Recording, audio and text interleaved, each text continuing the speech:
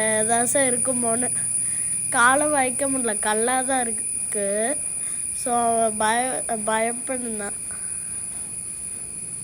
நாங்கள் எப்படியோ அந்த சைடு ரீச் பண்ணிட்டோம். நாங்கள் இனிமேல் அங்கே ரீச் பண்ணிட்டோம் ஃப்ரெண்ட்ஸ். கொஞ்சம் தொண்டை சரியில்லை ஃப்ரெண்ட்ஸ். அதுக்கப்புறம் இந்த சைடும் ஒரு கடல் மாதிரி ஒன்று இருக்குது. இந்த சைடு வந்து ஃபால்ஸு போல். இப்போ நாங்கள் நடந்து வந்த சைடு வந்து ஃபால்ஸு. இது வந்து கொஞ்சம் ஆழமான இது. ஆஷல் வந்து பயந்தா, ஏன்னா ஆழமாக இருக்கும்னு. நான் இறங்கலான்னு ட்ரை பண்ணேன்.